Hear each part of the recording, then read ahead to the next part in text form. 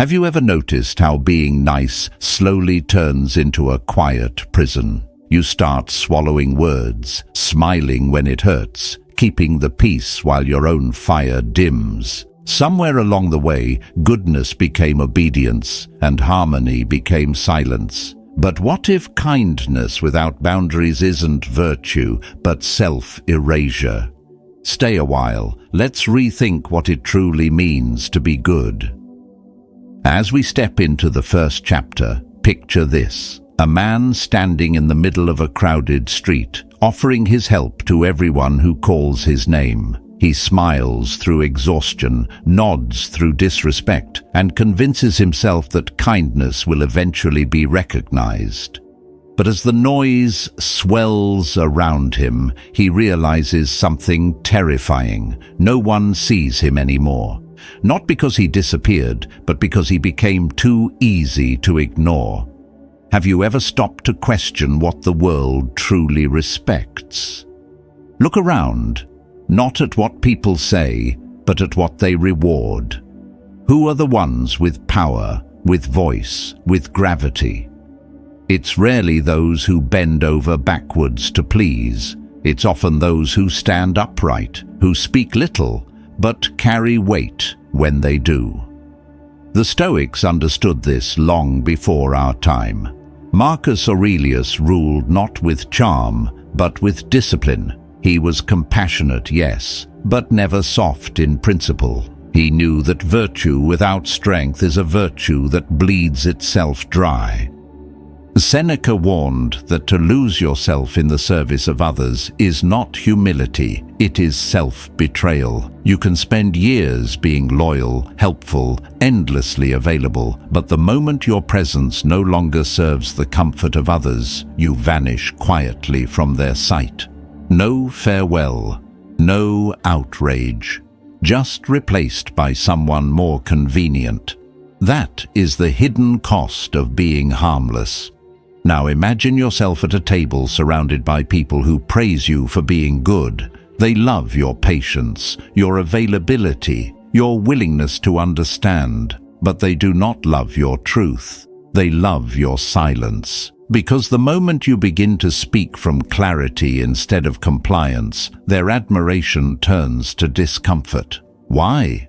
Because you've stopped playing your role. You've stopped being predictable. You've stopped being safe.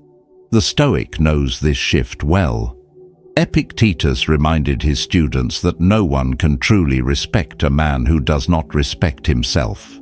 Respect is born not from the approval of others, but from the firmness of your own reason. When you constantly try to be agreeable, to avoid friction, to keep every surface smooth, you teach the world that you carry no consequence. You become like air, necessary but unnoticed. And where there is no weight, there is no respect. The ones who are remembered, who shape their world quietly but firmly, are not those who never say no. They are those whose boundaries are clear as stone walls, steady, unmoved, and unashamed. They do not confuse kindness with weakness. They do not perform peace at the expense of their own spirit. They understand that the world respects what it cannot easily bend. And when you hold your ground, you no longer need to demand acknowledgement. Your silence speaks louder than any plea for approval. Marcus Aurelius once wrote, "Be like the rock against which the waves break, and it stands firm. The waves may roar, but the rock remains." That is what it means to live with quiet power, to be calm but unshakable. Here's where the truth cuts deep. The world does not reward purity of intention, it rewards presence. You may have the gentlest heart, but if you move like smoke, without edge, without shape, no one will feel your weight. Even the most generous spirit will be dismissed if it's offered without discernment. Kindness without strength is a key left in the wrong hands. It invites those who would take, not those who would care. People will walk through you as though you were made for their convenience. Seneca called it a dangerous illusion, believing that endurance of disrespect is noble. It is not. It is decay disguised as virtue. And yet, the Stoic does not harden into bitterness. He does not turn his back on compassion. He simply aligns it with wisdom. To be truly good, you must know where your goodness ends and where another's responsibility begins. You must learn to act with a disciplined hand, not an open wound. For the Stoic, this balance is the heart of dignity, mercy without surrender, patience without self-betrayal, empathy without erasure. True virtue never demands that you disappear to prove you have it. It demands that you stand tall while still choosing peace. The Stoic way is not about being feared. It's about being immovable in your values. That is where respect begins, not in dominance or noise, but in quiet certainty that you cannot be swayed by flattery nor destroyed by rejection. Imagine a man who walks into a room and says little. His stillness unsettles those who feed on attention, because it is not born of insecurity, but of sovereignty. His presence alone is a reminder that control is not volume, it is alignment. That man has no need to prove himself. He has learned what Machiavelli failed to see, that fear may command obedience, but respect commands silence. The Stoics would offer a better choice. Choose respect born from inner firmness. Choose to be someone who acts when needed, who carries a subtle consequence not from threat, but from integrity. That kind of presence doesn't need to shout. It simply refuses to be ignored. From here, look inward. What is it within you that keeps reaching for approval, even when it costs your peace? What longing makes you soften your truth, suppress your instincts, betray your own time? Often, what we call kindness is not strength, it is avoidance. A peace purchased by self-erasure is no peace at all. Marcus Aurelius would remind you, the happiness of your life depends upon the quality of your thoughts, and your thoughts cannot be clear while your spirit bows for validation. So let your silence speak where your apologies once did. Stand still. Let silence do what noise never could. Command respect. Because this is where real respect begins, not by being nice, but by being unshakably whole. Moving into the second chapter, imagine the earliest version of yourself, wide-eyed, untouched by comparison, alive with curiosity. There was no hunger for approval then, no tremor in your voice when you spoke your mind. But slowly, through correction disguised as care, the world began its quiet work. Don't say that. Be polite. Don't upset them. The message was never shouted but whispered enough times to take root. To be loved, you must be agreeable. So you learned to fold your sharp edges. You learned that peace comes from compliance. And each time you silenced a truth to stay accepted, a small part of your will, what the Stoics called your proeresis, your inner command, was handed away. What began as a way to survive slowly became the reason you forgot how to live. Here's where the story deepens. You start calling your obedience by sweeter names: kindness, empathy, humility. But if you look closely, you see it's not virtue holding you back. It's fear wearing virtue's mask. When you say yes while your soul screams no, that is not compassion, it's avoidance. When you hold your tongue while injustice walks by, that's not restraint, it's surrender. The Stoics warned of this illusion. They called it a weak assent, when your reason bows to fear, and your silence becomes a shield against discomfort. Seneca wrote that he who always agrees with the crowd, even in good times, is already preparing his downfall. That's because the need to please is not a mark of wisdom, it's a symptom of slavery. The chains aren't visible, they're woven from the opinions of others, from the desperate hope that if you bend far enough, no one will abandon you.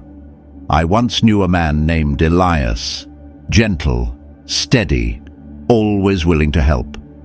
At work, he was the quiet backbone, staying late, fixing what others ignored. In his family, he never raised his voice, even when he was wronged. People called him patient. They admired his calm. But inside, Elias was fading. Each compromise took something from him, small at first, then larger. The day came when he was overlooked for a promotion yet again, and he didn't feel anger or disappointment. He felt nothing, because there was nothing left to feel. He had mistaken being agreeable for being worthy, and that mistake had cost him his voice. He had not silenced his pain, he had silenced himself. This is what happens when approval becomes oxygen. You start believing that safety lies in silence. But safety, built on silence, is a cage, and the longer you stay there, the smaller your soul becomes. The Stoics would look at this and ask, where is your center? Why does saying no feel like betrayal? Why does being true feel like rebellion? It's because you've lost the clarity of your own reason. You've replaced virtue with performance. You've forgotten that peace is not the absence of disapproval, it's the presence of alignment. Marcus Aurelius never sought to be loved. He sought to be just. Epictetus didn't beg others to understand him. He devoted his life to understanding himself. That is the Stoic way, to turn inward for approval, not outward for applause. From here, the realization cuts deep. Fear is not a teacher of virtue. It distorts what you see. It convinces you that conformity is kindness and silence is strength. But the Stoics taught that ataraxia, the unshakable calm of the soul, is born only from living in harmony with your own reasoned choice. You cannot reach that stillness while dancing to the rhythm of other people's comfort. When you let fear guide your choices, you are not practicing humility, you are practicing disappearance. And disappearing, even politely, is still dying a little each day. So, ask yourself, how much of your goodness is genuine and how much is a performance to be seen as good? How often have you betrayed your own timing, your own needs, your own truth, just to keep the peace that never truly existed? True peace does not require you to vanish. It requires you to stand. The world may misunderstand your boundaries. Let it. The cost of pleasing everyone is the permanent sacrifice of yourself, and nothing the Stoics ever wrote suggests that such a trade is noble. Seneca said that a man is not to be admired for bearing chains gracefully, but for breaking them with dignity. This is your task, to reclaim your voice, your values, your weight. You owe the world no performance. What you owe is presence, firm, clear, unbending. The Stoics never taught us to be harmless. They taught us to be honorable, and that's a far greater strength. Marcus Aurelius ruled with compassion, yes, but his mercy never came at the expense of truth. That is the standard. To act with heart, but from reason, to care deeply, yet never compromise what is right for what is liked. Now imagine what your life might look like if you stopped chasing the illusion of being the good one, if you stopped polishing the mask of virtue and instead lived with honest presence. It would confuse some, perhaps even anger others, but it would free you. You would speak less, but mean more. You would give less, but value higher. You would no longer exist to be seen. You would exist to be real. At this stage, understand that not all approval is worth the cost. Applause fades, admiration shifts, but integrity endures quietly. The Stoics knew that appearance is a kind of currency, but only when governed by wisdom. Left unchecked, it owns you. Governed well, it serves you. In the next chapter, we'll walk that fine line together, the line between appearing good and truly being strong. Because while the world rewards the image of goodness, the Stoic seeks something deeper, the strength to act with clarity, presence, and unwavering truth. Advancing to the third chapter, imagine walking through life believing that being good will always protect you. You speak honestly, you act fairly, you give without expecting return. Yet the world passes by as if your integrity were invisible. You start to wonder, does virtue not shine bright enough? Or have people simply stopped looking for the light? The Stoics would tell you the truth without comfort. The world does not reward purity, it respects presence. Marcus Aurelius never promised that goodness would shield you from harm. He understood that virtue must walk hand in hand with vigilance, because the world often bows to appearance more than essence. Waste no more time arguing what a good man should be one, he wrote. But even he knew that being one does not guarantee safety.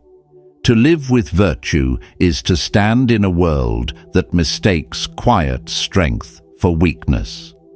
Here's where the illusion breaks. You may act with fairness, speak with honesty, carry yourself with grace, but if your presence has no weight, the world will move through you like air. It will not stop to listen. It will not care to notice. Epictetus sharpened this truth. Virtue is not enough. You must know how to bear it.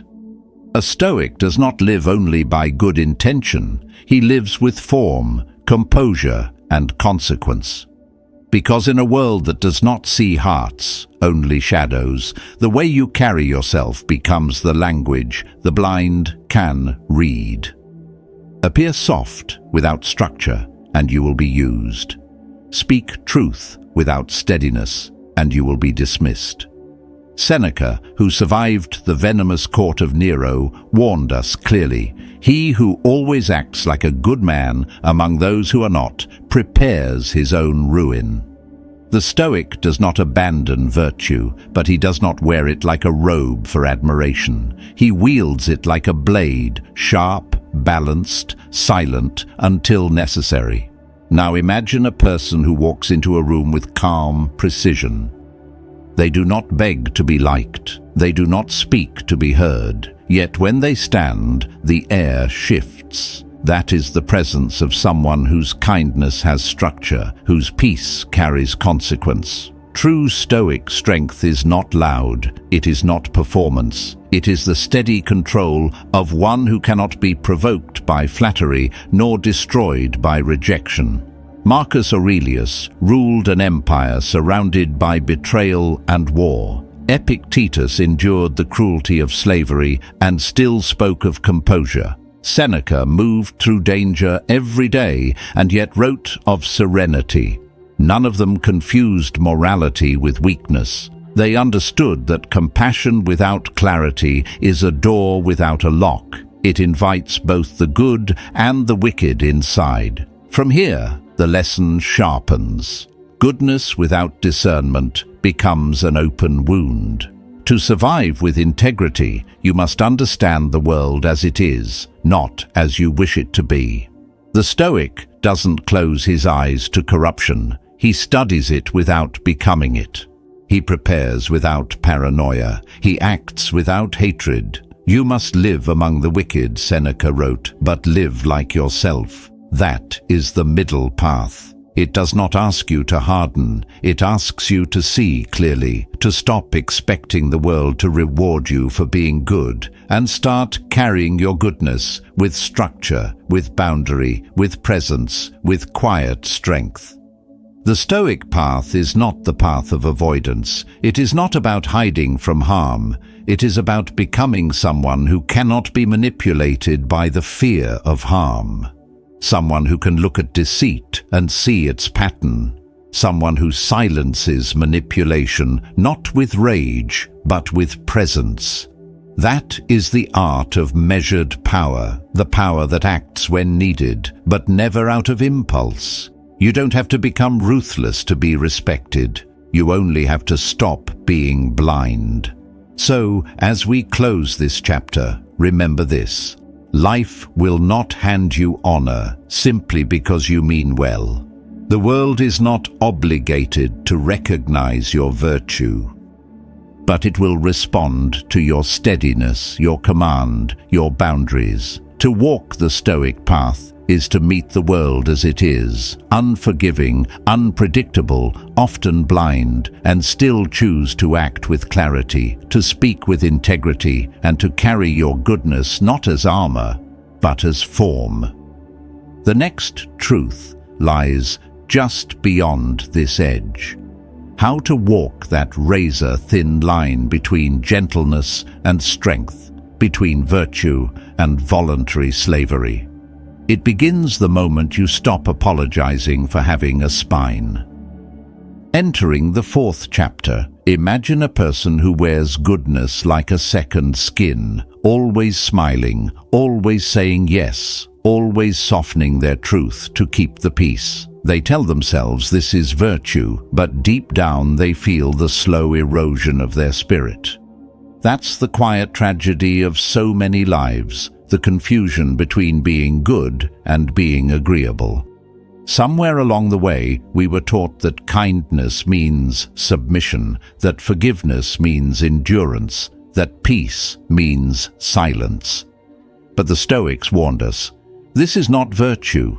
This is naivety dressed as nobility.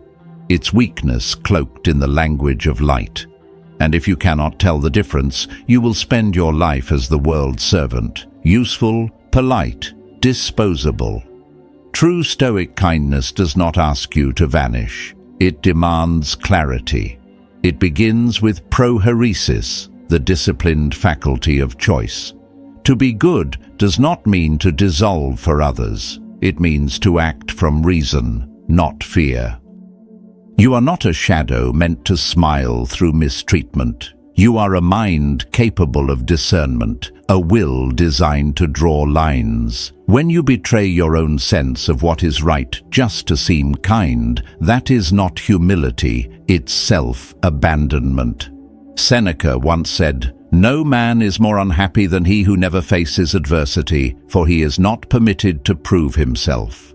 What is endless self-erasure then, if not a refusal to live? If you spend your life avoiding resistance, never drawing boundaries, never letting your values be tested, you do not live in peace, you live in avoidance. Take Maria, a teacher whose warmth was known to everyone. She stayed after hours, answered messages at midnight, covered for others without complaint. For years, people called her dependable. But what they really meant was compliant.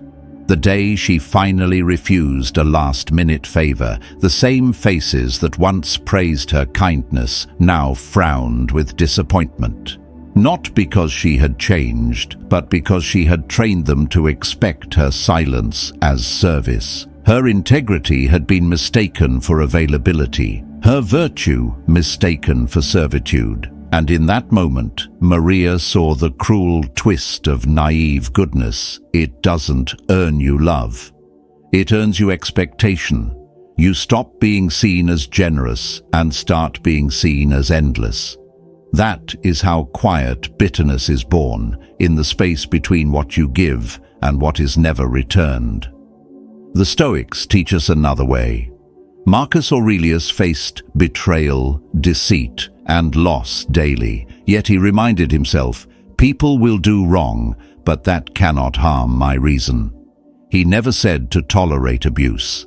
Epictetus never said that virtue meant silence. Both understood that strength without clarity is chaos, and kindness without boundaries is slavery. The wise man does not depend on others' approval, their praise, their misunderstanding, their judgment, all outside his control. True Stoic kindness is firm. It says no. It walks away. It refuses to give its best to those who drain its soul. That is not cruelty, it is discipline, because giving endlessly to the ungrateful is not generosity, it is mismanagement of your spirit. At this stage, the truth sharpens. You can be compassionate and still command respect. You can forgive without forgetting. You can help without being used. Strength paired with compassion becomes presence, a quiet influence that needs no explanation. The Stoics never taught coldness. They taught precision. They despised self-delusion, and nothing is more delusional than believing you must endure mistreatment to prove your virtue. Ask yourself, is your kindness protecting your dignity or exposing your weakness? Does it come from strength or from fear of rejection if you ever draw a line? Because if your version of goodness means accepting crumbs, swallowing anger, and silencing your own needs, you are not practicing virtue, you are practicing domination. And domination has no place in a Stoic life. From here, the road begins to shift. There is a middle ground, a place where you do not abandon your values, yet you no longer bow to those who mistake your patience for weakness, a place where courage meets compassion, where you speak clearly, not loudly, where you love but never beg, where you help but never deplete. The Stoic path was never meant to make you nice, it was meant to make you whole. Your life doesn't need more politeness, it needs more power, anchored in virtue, expressed through calm, and defended with quiet strength. And that, right there, is where the real transformation begins. At this stage, many who awaken to the truth of their own compliance fall into a dangerous illusion. After years of saying yes when they meant no, of giving when their soul was empty, they finally draw a line and whisper, "Never again." But what follows is not always strength, it is armor. They become guarded, rigid, and cold. They mistake distance for dignity. They think freedom means never feeling again. Yet the Stoics would call this what it truly is, imbalance, not wisdom. It is not transformation, it is overcorrection. You have merely switched cages. Because when you abandon your own nature to survive, you are not stepping into power. You are still ruled by fear, just wearing a different mask. And fear, no matter how refined, is still slavery. True liberation does not come from becoming the opposite of who you were. It comes from returning to your center. Seneca once wrote, "No man is free who is a slave to his reactions." Freedom, in the Stoic sense, is not about resisting emotion, but mastering response. It is the power to act from choice, not reflex. To speak because reason guides you, not because pain commands you. That is where real strength lives, in calm intention, not hardened reaction. The Stoic does not seek to be untouchable, he seeks to be unmoved by impulse. When you stop performing virtue for the crowd and begin living with alignment, not apology, you step back into your true axis, the place where calm and power coexist. So how do you stop being too nice without betraying your essence? The first step is to reclaim your voice. You may have been taught that speaking up, setting limits, or disagreeing makes you selfish. But selfishness is not asserting yourself. Selfishness is demanding that others shrink so you can feel safe. Speaking truth without cruelty is not arrogance, it's dignity. When you say, "I do not accept this," you are not wounding anyone. You are honoring the divine faculty within you, the proeresis, the disciplined will that defines the Stoic spirit. The second step is to master the art of refusal. The word no is not a wall. It is a boundary of value. It doesn't need to echo. It doesn't need defense. A quiet, unwavering, no spoken from clarity carries more power than 1,000 explanations. Marcus Aurelius said, "If it's not right, don't do it. If it's not true, don't say it." That truth applies to your behavior and your boundaries alike, because those who never learn to say no will always be ruled by those who never ask permission. Then, you must notice who resists your evolution. When you stop bending to please, the air around you shifts. Some will call you cold, some will call you changed, some will call you selfish. But as Epictetus taught, it is not what they say, but how you respond that matters. Their discomfort is not your mistake. It is proof you've broken the quiet contract that allowed them to benefit from your silence. Take Lena, for example. For years, she was the dependable one, the helper, the listener, the one who stayed late and gave more than she had.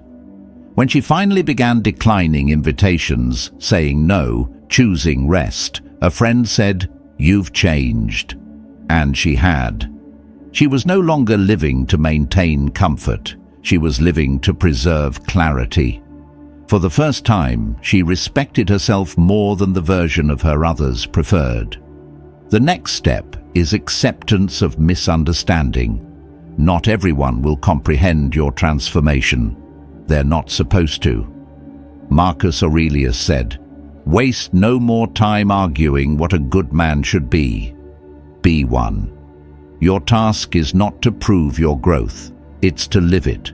You owe no loyalty to the version of you that kept others comfortable. Your loyalty belongs to the self that stands upright, even when misread.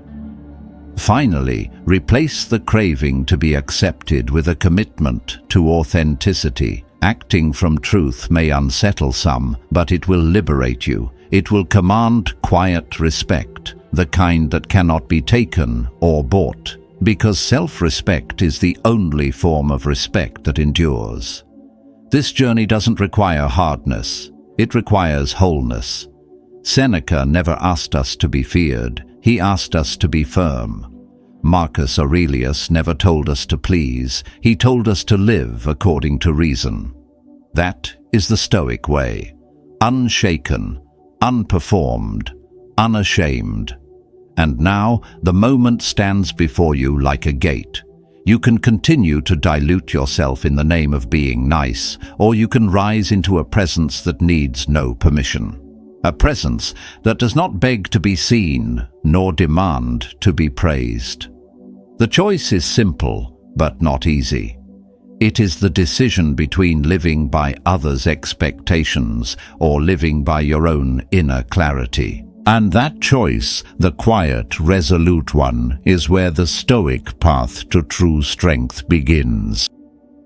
Entering the final chapter, let's stop pretending. How long will you keep wearing the mask of the good one, soft-spoken, ever-available, endlessly agreeable? How long will you keep handing away your time, your peace, your dignity, just to fit into an image that was never truly yours, but one the world found convenient to expect of you? That isn't virtue, it isn't nobility, it's captivity. A quiet imprisonment disguised as goodness, decorated with polite praise for being predictable, for not being a threat, for being easy to ignore. You tell yourself you're kind, but what you've really become is compliant. What you call patience is exhaustion in disguise, and deep down, you know it. You feel it every time you swallow your words. Every time you smile to avoid confrontation, every time you mistake approval for acceptance. Here's where the truth cuts sharp. No one is coming to free you. No one will ever reward your silence. The years you traded for approval will never return, no matter how quietly you wait, because as long as you make yourself useful at the expense of your own self, someone will always be waiting to use you. That's not cruelty, that's the nature of the world. And as the Stoics remind us, nature does not bend for your intentions. It responds only to your actions. Seneca once said, "If you wish to be loved, love yourself first," meaning no one can honor what you don't. If you continue living as the world's convenience, you will disappear inside your own gentleness. You'll feel the slow corrosion of resentment eating through your calm. You'll vanish in the very kindness you believed would protect you. At this stage, You stand before a choice. You can keep playing the role that society wrote for you, the calm, selfless one, endlessly tolerant, endlessly drained, or you can wake up. You can decide that your generosity will no longer be automatic, that it will be offered, not extracted. That your kindness will flow from strength, not fear. That you will no longer seek validation like a beggar at the door of approval. Marcus Aurelius wrote, "The soul becomes dyed with the color of its thoughts, and if your thoughts are painted in the tones of servitude, your spirit will carry the same shade. But the moment you begin to think with clarity, to act with choice, to live with boundaries, your very presence begins to shift. You no longer ask to be seen, you become undeniable." Picture this. A person who has stopped apologizing for existing. They don't shout, they don't demand attention, yet their silence carries gravity. That is what happens when kindness meets integrity, when compassion no longer requires permission. True freedom, the kind the Stoics spoke of, does not lie in pleasing others. It lies in self-respect. It is born the moment you realize that your worth is not up for negotiation. You cannot control how others see you, but you can control how clearly you stand before them. Epictetus taught that no man is free until he learns to govern himself. Freedom is not escape, it is command. It's the quiet discipline to live by principle, not reaction. To give without losing. To love without shrinking. To help without being used. And most of all, to walk through this life without asking anyone for permission to be who you are. From here, the path is clear. You either continue to dilute yourself for the comfort of others, or you begin to rise, not loudly, not violently, but steadily. The Stoics didn't seek peace through obedience. They forged peace through mastery, through stillness, through reason, through the refusal to trade their soul for acceptance. And so, the final truth stands simple and absolute. The moment you stop asking for permission to exist is the moment you become untouchable. If this message stirred something deep within you, pause before you move on. Growth is not found in noise or reaction. It's found in the quiet moments when you finally face yourself with honesty. The moment you realize your kindness has been mistaken for weakness, you begin to rise.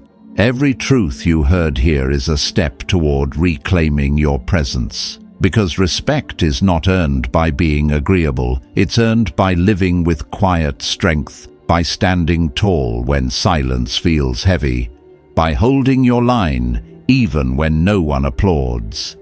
If this truth speaks to you, subscribe and stay close.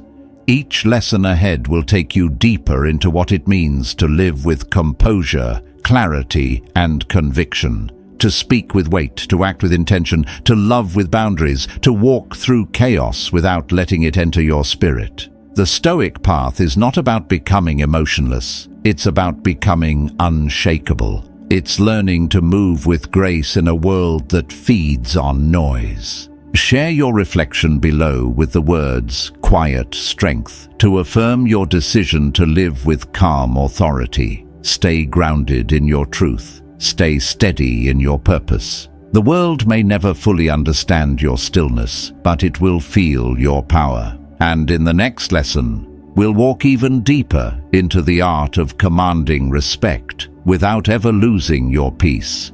Your calm is your crown. Wear it with honor.